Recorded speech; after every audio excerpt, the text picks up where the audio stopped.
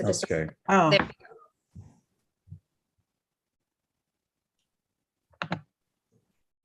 Thank you.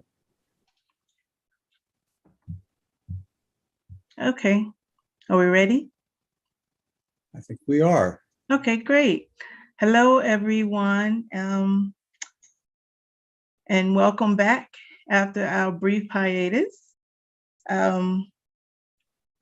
I am now one of the co-chairs, and I wanted to thank our previous co-chair, Alex Schechter, for all of his hard work, and my current co-chair, Dean Reynolds, and our staffers, Ellen and Tyler and Lindsay. They've been doing a great job. I've only had a couple of meetings with them, but they've been so helpful in me transitioning into this position. So I look forward to our continued work on the task force, and of course to all my fellow task force members for your time and effort.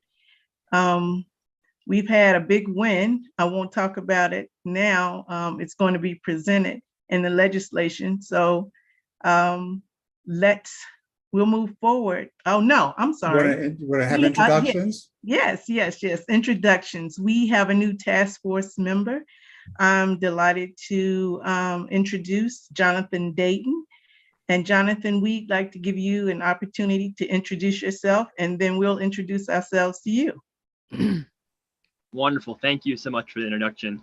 I'm Jonathan Dayton. I am the new Executive Director of the Maryland Mental Health Association. I'm happy to be here. A little bit of my background, just to keep it short. Previous to my role on the MRHA, I served as a Community Relations and Pop Health Manager for an FQHC in Western Maryland, where I'm currently located. I'm happy to be here and contribute. We're happy, so happy to have you. So I'll start with looking at the screen to my right. Christy? Hi, good afternoon, everybody. I'm Christy Russell. I'm the Director of Operations with the Maryland Developmental Disabilities Council. Charlie? Good afternoon. Charles Doring, General Dentist in Rockville, Maryland, and representing the Maryland State Dental Association. I'm their Legislative Affairs Committee Chair, and I'm, like Dr. Hughes, very excited about this past session. Thank you. Tyler? You want to say? Sure. Good afternoon, everyone. I'm Tyler Babich. I'm with the Department of Legislative Services as a policy analyst and one of the support staff helping this task force do their work. Lindsay? Hello, I'm Lindsay Rowe. I'm also with the Department of Legislative Services, and during session, I serve as counsel to the House Health and Government Operations Committee. Thank you. Jean? I'm Mark Reynolds at the School of Dentistry. Jean? Oh, you're on mute. Yeah. Hi, I'm Jean Carlson, a general dentist. I'm here representing the Maryland Community Colleges Association. I'm an instructor of dental assisting at Chesapeake College in Y Mills. Hakan? Hi, Hakan Koyman. I'm a pediatric dentist in private practice, and also I am the dental director for Maryland Healthy Smiles. Hi, Mary. Good afternoon. Hi, Deputy. Mary Backley, CEO, Maryland Dental Action Coalition. Good to see everyone again, and welcome, Jonathan. Sarah? Hi, I'm Sarah Ches. I am a school-based dental hygienist for Choptank Community Health. Thank you. Delegate Bagnell? Thank you so much. I'm Delegate Heather Bagnall. I'm a member of the Health and Government Operations. I was the bill sponsor that created the Oral Health Task Force, and I too am very excited about this previous legislative session.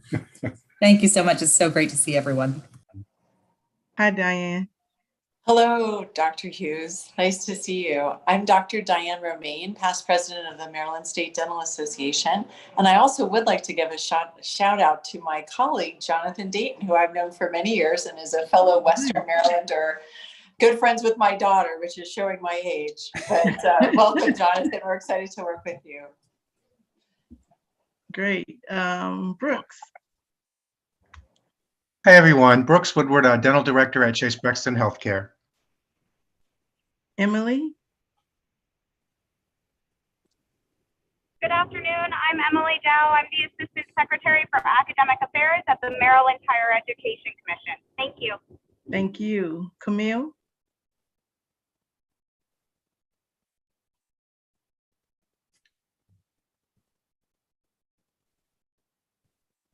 You're on mute.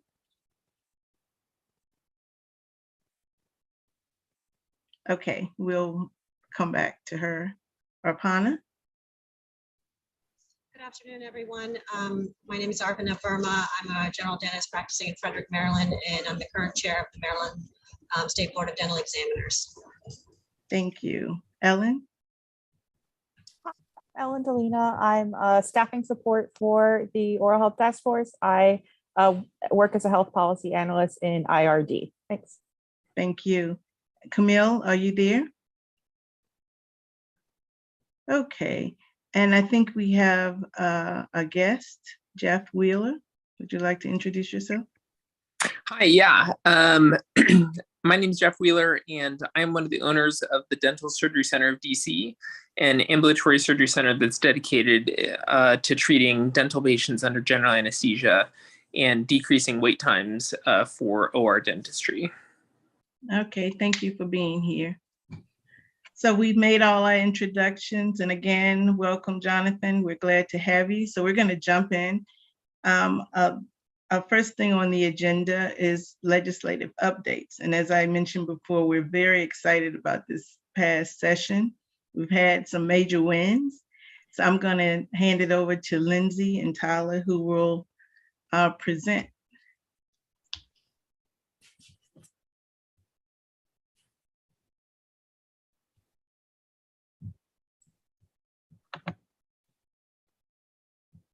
Good afternoon, everyone. Again, I'm Tyler Babbage. Lindsay and I, working in a role in Department of Legislative Services, work on a lot of bills and other legislation that come through the General Assembly. And so since part of the task force's duties will be to make recommendations potentially for legislative solutions, in addition to others, at the end of the task force's time with the final report later this year. Lindsay and I thought it would be appropriate, and the co-chairs asked that we put together a brief presentation on some legislation that passed the General Assembly this session that's directly related to the subject matter of the task force. So we're going to go through a few of these bills right now. Before I move on, I guess, can everyone hear me clearly, and is the slides looking okay? Yes. Okay, great. Okay. Let's get to the first bill. House Bill 6 and Senate Bill 150, Maryland Medical Assistance Program, dental coverage for adults. And my guess is this is one of the ones that some folks have expressed excitement about. These bills will require Medicaid starting next year and subject to limitations within the state budget to provide dental services, including diagnostic, preventive, restorative, and periodontal services for adults with the household incomes of up to 133% of the federal poverty level. The bills also make related changes, mostly of technical or just systematic issues, such as repealing the pilot program that had been a test for this possible expansion. And beginning in fiscal year 2023, the state budget will have $76.3 million that is including federal and state funding to expand Medicaid dental coverage for eligible adults. And there's one bill that will, Senate Bill 571 and House Bill 492. Those have already been enacted into law as chapter laws, 10 and 11. These bills exempt the sales and use tax on toothbrushes, toothpaste, tooth powders, mouthwash, dental floss, and similar oral hygiene products. And that'll start taking effect July 1st. And then one bill, a couple bills relating to private insurers, House Bill 413, which has already been enacted as Chapter Law 59, Health Insurance Individual Market Stabilization Extension of Provider Fee is the full title. And this bill, House Bill 413, extends the existing state health insurance provider fee assessment through calendar year 2028 to assist in continued stabilization of the individual health insurance market. And then a standalone dental plan carrier or a standalone vision plan carrier subject to the health insurance provider fee assessment in calendar year 2024 and each calendar year thereafter is exempt from the healthcare regulatory assessment under certain sections, in this case, 112.2 of the insurance article and the annual assessment fee under 2-502 of the insurance article for each year in which the health insurance provider fee is paid. And by December 1st, 2023, the Maryland Insurance Administration, in consultation with the Maryland Health Benefit Exchange and the Maryland Healthcare Commission, will report to the governor and the General Assembly on the impact of the state's reinsurance program. And Senate Bill 207, a little bit different focus, but it does somewhat relate to this task force, so we thought it was better to include it. This bill will adopt a national standard from the National Association of Insurance Commissioners. It's known as Model 668, the Data Security Model Law, which establishes data security standards for insurance regulators and insurers and other specified carriers as named by the group. And what the bill does is it establishes standards that will apply to carriers for data security. So they'll have to promptly investigate cybersecurity events that result in improper access to data or disruptions of service. And then under certain circumstances, carriers will have to notify the Maryland Insurance Commissioner when a cybersecurity event has occurred. This bill applies to carriers regulated by the Maryland Insurance Administration, which would include dental organizations. That's why we thought it was worth mentioning here. And Lindsay will take over for the second half of this slideshow. Thank you, Tyler. There's a number of bills that were included as well in this presentation that relate to the practice of dentistry and dental hygiene. House Bill 219 expanded the healthcare setting in which a dental hygienist may provide dental hygiene services under the general supervision of a licensed dentist. Under current law, that included the office of a physician. The bill expands that to the office of a registered nurse practitioner, certified nurse midwife, or a licensed certified midwife who provides prenatal, postpartum, or primary care, and in which the supervising dentist and dental hygienist communicate with that physician, certified registered nurse practitioner, certified nurse midwife, or licensed certified midwife in providing dental hygiene services to the patient.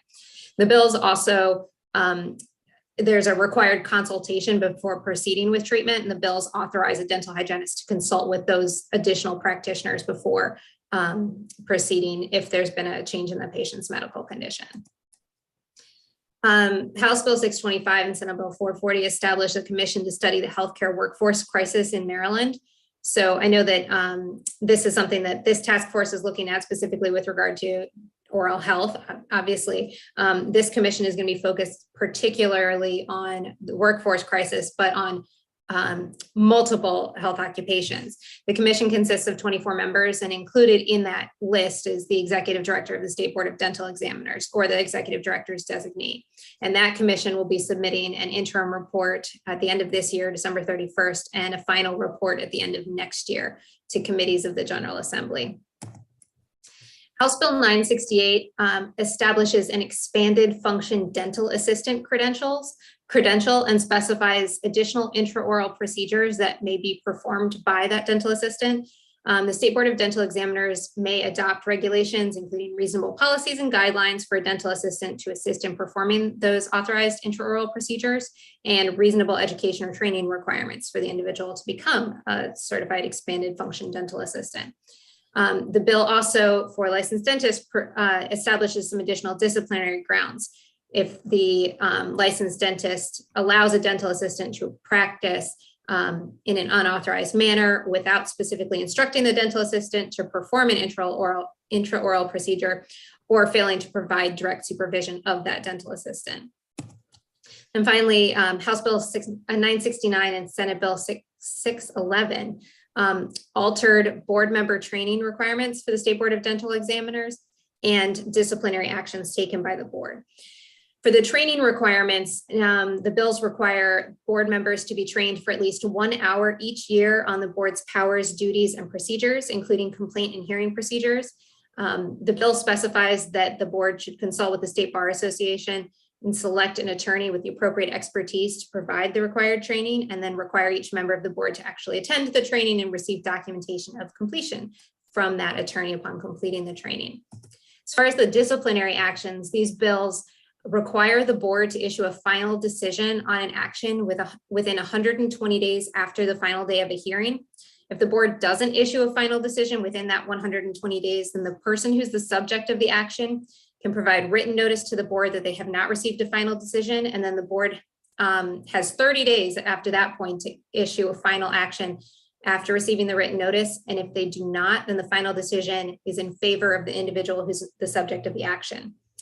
The bill also authorizes the board to order a summary suspension of a license if it determines that there's a substantial likelihood that the licensee poses a risk of harm to the public health, safety, or welfare. The board must issue a notice of intent to summarily suspend a license before executing an order of summary suspension, and they have to offer the respondent an opportunity to appear before the board. There is an exception. The board may order summary suspension without first issuing that notice or providing an opportunity for hearing if the board determines that the public health, safety, and welfare require immediate suspension of the license without that notice and hearing. And then the licensee is provided with an opportunity for a hearing at the board's next regularly scheduled meeting, which cannot exceed 30 days from the date of the licensee's request. There's additional information about these bills and all of the bills handled by the General Assembly on the General Assembly website. A good place to look for information on the bills, because we recognize that bills are written in a very specific way. But if you click on the fiscal and policy note of any bill, they include both a brief summary and a more detailed summary of the bill, the current law, and other relevant information related to the bill. And also, what Tyler and I have been busily doing for the past week or so is working on the 90-day report, which the Department of Legislative Services publishes always on the Friday after the end of session. So that is also up, a review of the 2022 legislative session. That's got these bills and lots more interesting things in it. If anyone is interested in checking that out, it is also available on the General Assembly website.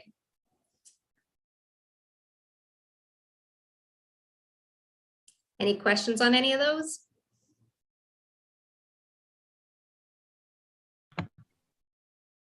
I was talking and I was muted. Thank you for that presentation. I have a question, and probably Charlie can best answer this.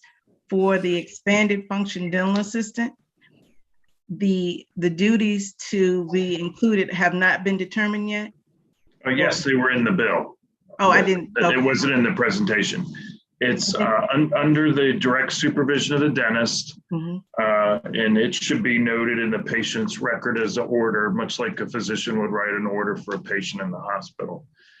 Those 4 duties are application of silver diamine fluoride, and be specified which teeth that would be applied to.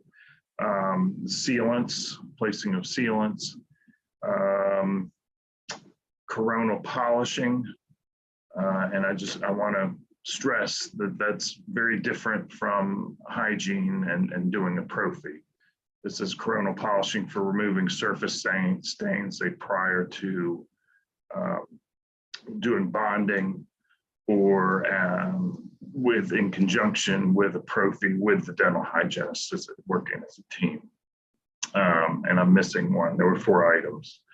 Here, I've got them up. So what's listed in the bill is assisting in orthodontic procedures authorized by the board and regulation, placing dental sealants, coronal polishing, applying silver diamine fluoride, monitoring nitrous oxide, observing a patient, and additional intraoral procedures authorized by the board and regulation. Great, thank you.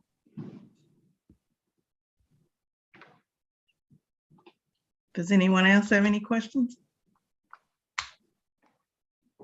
So thank you to our avid supporter of oral health care, Delegate Bagnell, for all that you've done and will continue to do. As I said before, we're very excited. These are It's great progress. And it really helps us to change our conversation, because with adults being covered, it's major. So thank you. Indeed. And just a little update, I had a conversation with Medicaid. So these adults will be covered under Maryland Healthy Smiles. And we'll have full coverage. It's just like pregnant women.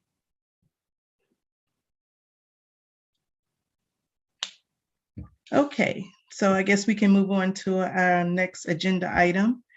I hope everyone received our interim report and had a chance to review it, which is due May 1st. Is there anyone that did not receive it? Okay, great. So we would like to have an open discussion. Are there any questions, comments, anything you think that was left out that we need to include in the report?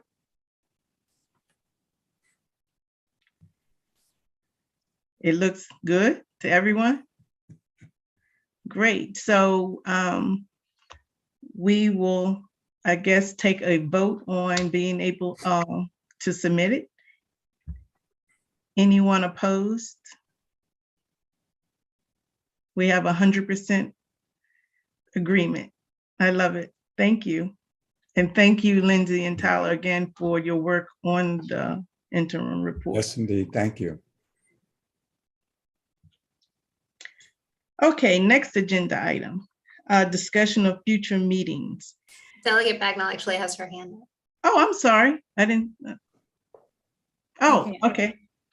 Thank you so much. I just wanted to mention this before we moved on in the agenda, that that we really want to thank Delegate Bonnie Cullison, who did the heavy lift on the adult Medicaid dental expansion. She worked really hard to get that across the threshold, and I would be remiss if I did not acknowledge all of that hard work. Thank you for that. Yes, indeed. Thank you. Absolutely. Diane has her hand up. No, I too just had a follow-up. Whenever you said the adults will be covered just like pregnant women, I was under the understanding that there's a limitation, like there's going to be an $800 a year limit. Like, do you know any more details after speaking with your colleagues at Medicaid as to what the plan would look like or cover? The $800 limit was not mentioned. Okay. That was the language, that they would be covered under Maryland Healthy Smiles, just like pregnant women. Wow, that's incredible.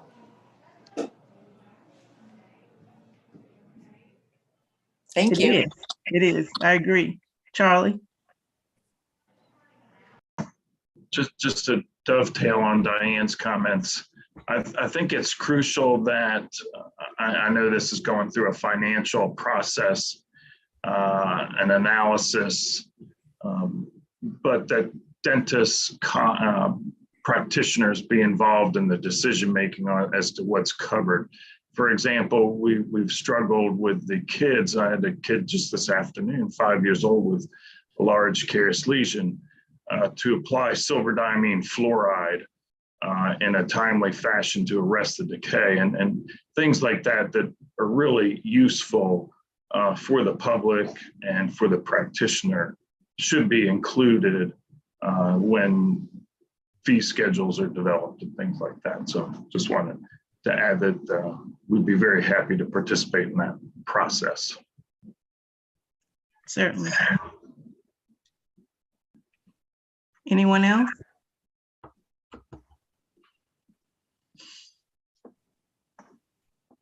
So discussion of future meetings.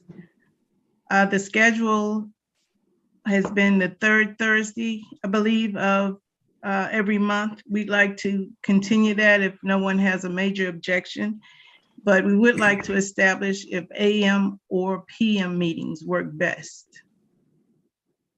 Any discussion about that? Any preference? Is the 4 p.m. is there a preference for the late day meeting? Does that make it easier for those of you that are in practice? I will note that we are perhaps missing some of the folks for whom 10 a.m. would have been better, Okay. since we're meeting at 4 p.m. right now. Well, why don't we, if you have no objection, Dr. Hughes, why don't we send out a poll as before so that we can best accommodate individuals? And it may be that we, out of necessity, may need to alternate if it turns out that for some it has to be, really needs to be morning, and for others late in the day. And it seems like Thursdays have, we'll give those options also in the poll. If Thursday is not a good day, maybe we can provide another option.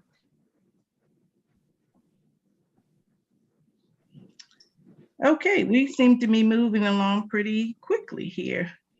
I just want to mention the third Thursday in May.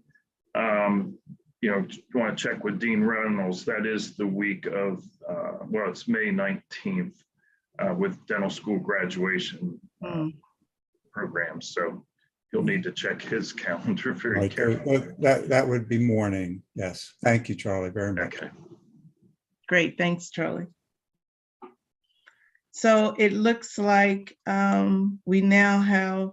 And sorry to interject, Dr. Carlson has put into the chat a question about whether or not we'll only be meeting once a month or more frequently than that. I know that in the fall, we had a few times met more than once a month to try and get through work. So the plan is to meet once monthly. And we had talked about deadlines. So because our final report is due in December, we thought that we would have that draft available for comment by October the 15th. That is the plan. And we will meet once monthly throughout the summer and the fall.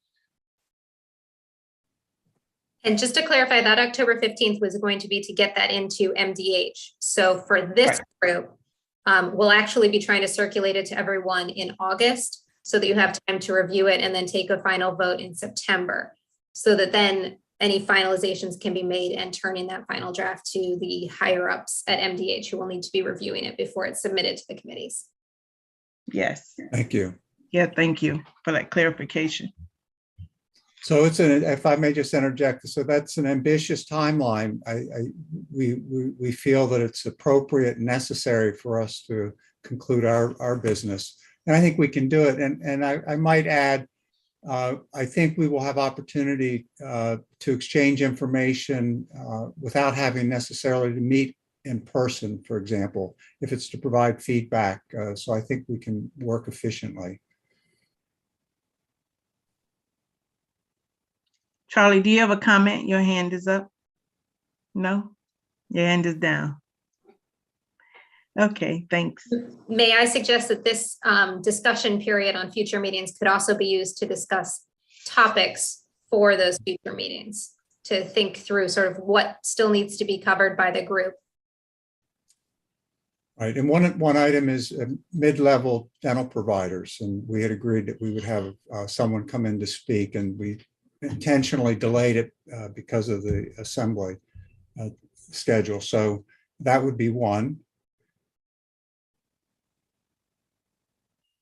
And you will still have an opportunity to email us with ideas for speakers, but just recognizing our timeline. So we would like to have the report to you in August for review. Does anyone have any organization or person in mind right now that they'd like to consider for presentation?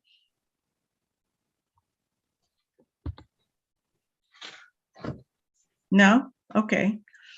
Would still think about it, and we're open to suggestions. So now we have public comment. I think we have someone that would like to make a comment. Well, if I may, Dr. Hughes, I would, in the public comment, and we may have more than one guest, there's a 2-minute time period for the public comment. So I would ask Tyler or Lindsay if you could help keep us consistent. Thank you. And for those that want to make public comment, do they have to pre-register? Or what is the process? We asked folks to let us know so that we could get them the Zoom link. I know that Mr. Wheeler, who introduced himself at the beginning, had contacted me and he's joined us so that he's got the Zoom link. But I see a few other names of folks who might have joined for public comment. So if you are here to make a public comment, just please introduce yourself at the beginning so we know who you are. And Dr. Corman has. Dr. Corman, yeah. Really quick. So just going back to the part about other topics that need to be discussed, other than dental therapists, I do feel like we really need to go back a little bit here and start to peel away some of, the whole point of this task force was to find out what the barriers to care was. So, I think, we got the adult thing kind of out of the way, but I think we really need to go back and start looking at some of those barriers to care that children have with accessing the dentist. I mean, we did a couple presentations and stuff, but I think, my thought was, taking some of those things like transportation, childcare, things like that, and starting to peel away, pull at some of those strings to see like, how can we solve these problems when we report, have our report, rather than just kind of like having them be unresolved. So I do think we need to go back and visit some of those things to kind of really start honing on what the barriers to care are. Well, Dr. Hughes, if I may just respond first, Dr. Koyman, we're in absolute agreement. In fact, Dr. Hughes and I were speaking earlier today. That will be part of our discussion moving forward to ensure that we can identify the need, understand who will benefit, so that we can align recommendations where our representatives can better understand, be informed of the problem, and understand the potential solutions and the costs potentially associated with those. So your point is very well taken. Agreed. We have a hand up. Hi, Christy Russell from the council. Just, I appreciate what Dr. Koyman said, and I 100% agree with those sentiments.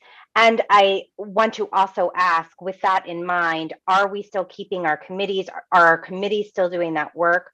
Are we still doing presentations back to the task force? And from that, is that where we're getting some of these recommendations based on those target areas that each of the committees is working on?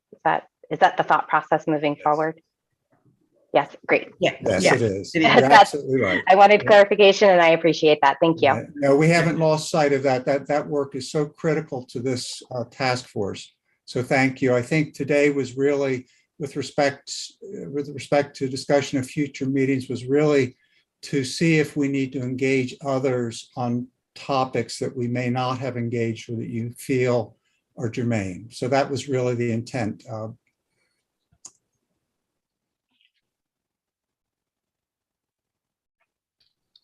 Okay. Kyle Welch has his hand up. Hi, my name is Kyle Welch. I run a surgery center that does basically just dental surgery under general anesthesia for pediatrics and patients with special needs. We have a facility in Largo. We have a new one up in Baltimore.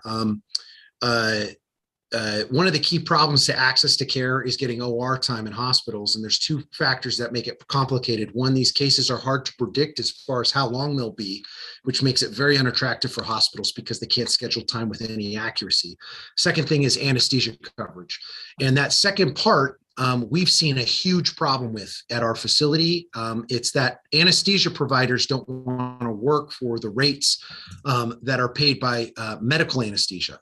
Now, dental anesthesiologists are willing to work and do this type of work, but they actually travel through our state to go to DC because the rates in DC are great and they don't want to do any cases that are in Maryland. I've talked to 20 some odd dental anesthesiologists, and the ones that are willing to travel, a lot of them will only see DC Medicaid cases because they don't want to do anything within the state, because the dental anesthesia reimbursement rates don't match what the levels are. And so a big barrier to care that we see is that we have 3 OR facilities in both locations, and we can only utilize 1 OR, one actual operating room in our outpatient facility, because there is no anesthesiologist that wants to work for the rates that are here in the state. And so it ends up being a problem for us. So that's a huge access to care thing that we have not figured out a way around. There's plenty willing to work for the rates at DC Medicaid's rates for their dental anesthesiology rates, but none of the dental anesthesiology rates within the state. It's very few. Thank you for your comments. Does anyone else have any experience with that or like to comment about it? Dr. Corman?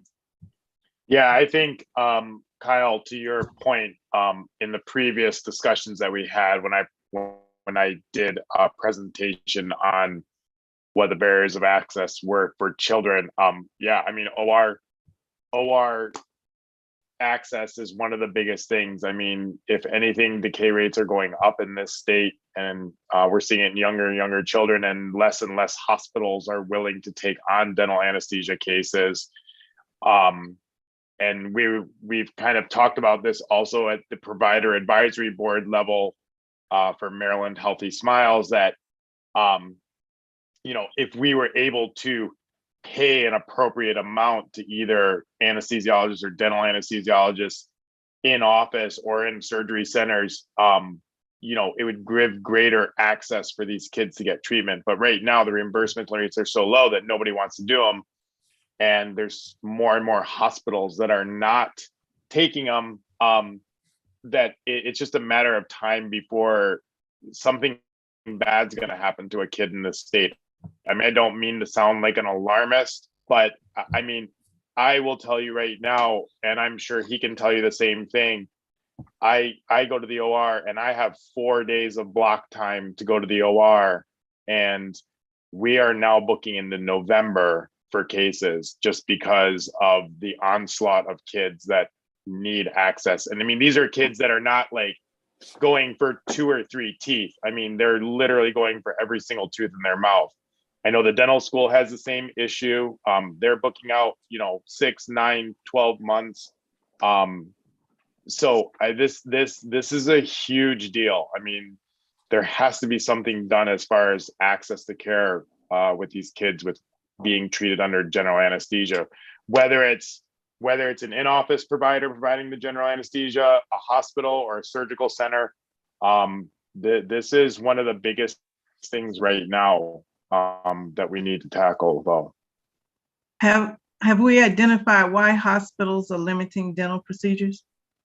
The reimbursement rate is so poor for them. So I could speak to the 2 things. So there's 2 things that make these cases not attractive to hospitals. The first one is that it's very hard for us to predict before you go into a case how long the case is going to be. If you think about a hospital, they want to have very specific timing so they can keep things orderly. Unfortunately, with special needs or little kids, like sometimes you can't even tell until you get in there and they're asleep and you take the x-rays. And so that aspect of the procedure makes it much harder than doing a knee procedure or a wrist procedure or an elbow procedure, because you can take an x-ray of an adult or a kid usually but with the teeth, there's just so many moving parts. That's the first thing. That's a procedural thing that we're never going to get around that. That makes it hard. But the anesthesia rate is the biggest barrier. I'm telling you, it's like we could book 3-4 times as many as we do now if that rate matched the local rate of DC Medicaid. If that single thing happened, it would make all the difference in the world for increasing access, because all of a sudden you now have a participant. The big problem with these cases is think about this as an anesthesiologist. Pediatrics are the most complicated cases that they do. And so we're asking them to do the most complicated cases through a nasal intubation for lower than what they get doing other things. And so it ends up being something that on the dental anesthesia side, we're kind of behind the curve on it. So I like to suggest that we are able to show what the differences are, maybe between all of our surrounding states, what Virginia, West Virginia, Pennsylvania, Delaware, DC, and then Maryland, what their rates are, to give a better idea and provide more evidence and why we should, change the rates. We could probably, I mean, So our group is, oh yeah. I know that the DC Medicaid rate is $130 per unit, whereas the Maryland Medicaid rate is $71 per unit. And I believe that's been flat since 2014. And I also know that the facility fees, Kyle mentioned that the hospitals aren't keen on doing it because facility fees are low. The facility fees also have not changed since 2015. So a lot of the providers in the state are working off of fee schedules that are 7 or 8 years old, including the facility. Yes, Dr. Coleman.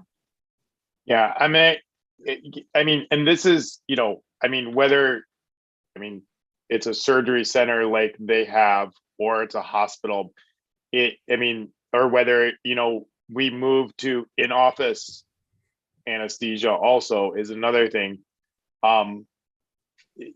This is something that's not just happening in Maryland, but it's happening nationwide. The American Academy of Pediatric Dentistry right now is trying to, in conjunction with the ADA, trying to help with legislation as far as access to ORs, just because it's happening all over the country. So, and I know that as oral sedation, because that's the one thing that we as pediatric dentists can use in our offices is oral sedation to help a lot of these kids, and maybe not send them all to go to the OR, but there's more and more regulation coming as far as oral sedation goes. Things like Caleb's Law out in California, which are now going to mandate that another dental provider needs to be in the same room with a dental provider that's providing oral conscious sedation. These things that are happening are going to start limiting the amount of oral sedation cases we can do in office. And if you talk to the academy, what their view in the next 5 years is that things are going to go to a model where it's going to be either nitrous oxide or general anesthesia, that a lot of these oral sedation cases are going to start to go away. And so just thinking about what the future is and trying to plan for the future, this is a big component, because we're already inundated with trying to get these kids seen. Yes, there's a financial component, but there's also just where to take them too. And so there's definitely going to need to, I think, having Paul Casamasimo from the American Academy of Pediatric Dentistry talk on this subject, because he is one of those people that knows this subject intimately and is trying to do it on the federal level too, is something that I think would be good for this group to hear also. What is his last name? Casamasimo. He's from Ohio State. I can get you there. He's part of the Health Policy Institute for the AAPD. Great. Yes, if you send us that information. So I'd like just to keep us in mind that we are in our public comment. So Mr. Wheeler, you're up for your 2 minutes.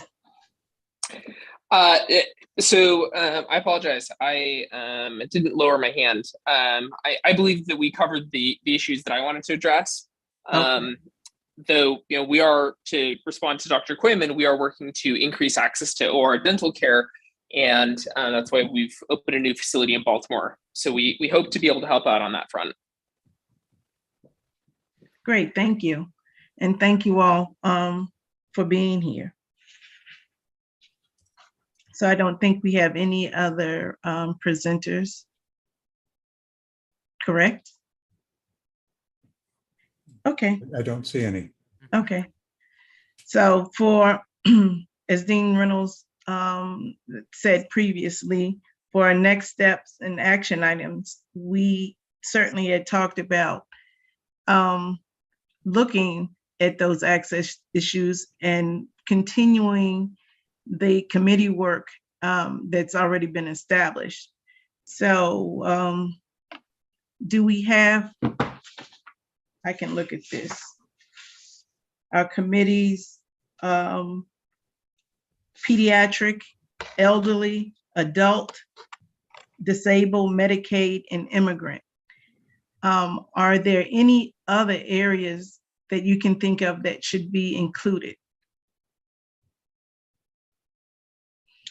So, Mr. Dayton, you've heard those areas, so we'd like to get you included. Oh, I think, I don't see you. I'm right here. Oh, I'd hi. be happy to participate in one of the committees. It does not matter to me which one. I would lean towards elderly or adult. Most likely would be best served with my expertise. Great. You're in LaVale? I am, that's correct. I am in Western Maryland. Very good. Oh, nice. Okay. So moving forward, we would like to, as was said earlier, have presentations to discuss these areas we're concerned about. And we have two good recommendations thus far. So we'll follow up with those and those that you send us. I'm hoping that every group still has someone that's leading the group that will make the contact for the other committee members. Is that still in place? Should be. Yes, great. What I would do is send a follow-up email to everyone, reminding everyone who's on what committee. Will find whatever the smallest committee is for Mr. Dayton to add him onto, and so that everybody's just got that information again. The committees, it would be very helpful as you identify barriers, just put a finer point on it, to look at opportunities and solutions, potential opportunities and solutions. And so one of the areas that the dean and I discussed earlier today was the workforce shortage issue, is looking at state pay rates for oral health professionals. If we will provide that information and have a discussion about it, because I want to say, like, for a hygienist, I think the scale starts at maybe $30 an hour.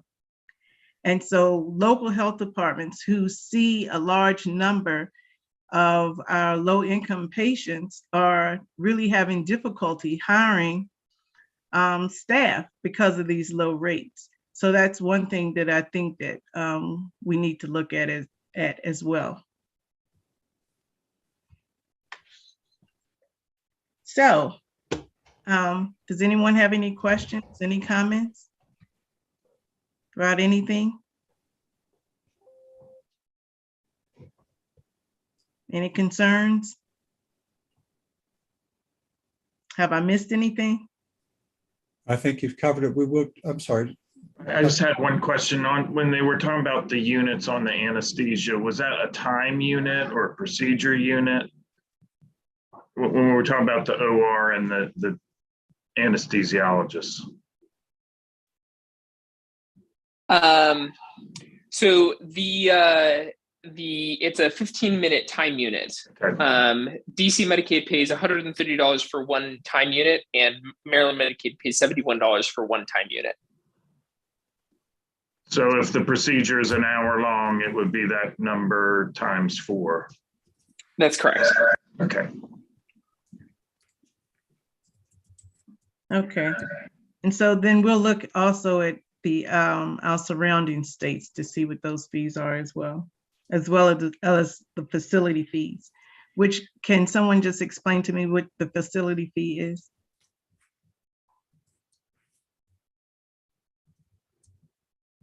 Yeah, the facility fee is the compensation that there's three billers. There's the anesthesiologist. Sorry, let me turn my camera on. There's the anesthesiologist. There is the dentist, which is the surgeon, and then there's the facility, which is the hospital. And because of the time, like the big factor in this for all the redundancy systems that you have and all the protocols you have with nurses and extra things, that fixed fee that you get is the facility fee, and that fee is pretty standard generally. And it's like no matter how long or short the case is. And so the problem is that cases that are longer and actually have the most risk could end up being something that that the hospital gets less for.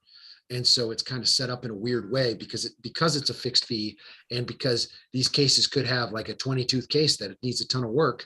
It ends up being something where the hospital looks at it and says, why would I give more time to this? And when I can bump the dentist and instead put an orthopedic surgeon in, and I know exactly how long that's going to take because it's the same procedure in a day in, day out. That's the calculus on it. So the facility fee is that fixed fee that the hospital's paid to do these procedures. And if the fees matched other similar surgeon procedures, it wouldn't be an issue, but it doesn't. So.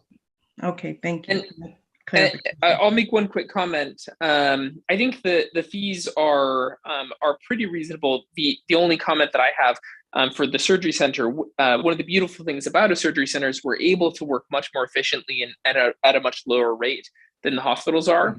The only comment I'll make is that there hasn't been any adjustment for inflation, and we are getting pressed pretty tightly. You know, you were mentioning about staffing and other issues, where our costs have gone up dramatically in the last 6 or 7 years, but the fees have not. All right, thank you for the clarification.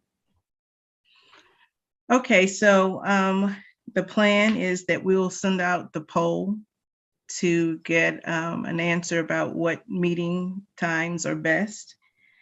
We will schedule, I don't know if we'll schedule 1 or 2 speakers per meeting for our monthly meetings. And we'll send out also a reminder for the committees to meet and provide an update at our next meeting. And we have voted on approval for the interim report.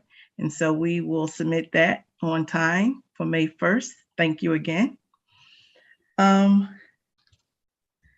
I think that's it. That's all we have for today. Thank you very much, Dr. Delegate Bagnall. Would you like to offer closing comments? I just want to say again how much I appreciate the work of this group, your dedication. It's very, very exciting to see that we made progress in the legislative session that's going to refocus our work and move us forward and to the points that were made. I know we still have a lot of work to do, and I really appreciate all the dedication to really resolving how we can make dental care as accessible as possible. Thank you. Dr. Hughes? Yes, I would agree with that statement wholeheartedly. And again, thank you for welcoming me as your new co-chair and for our new member. Oh, I should also mention that we did lose a member, MJ Koska, who was the representative from the Maryland Alliance for the Poor, is no longer a part of that organization. So we will be looking for a new member to represent that organization. So thank you all so much, and we will see you in May. Thank you, everyone. All right, thank you. Stay safe.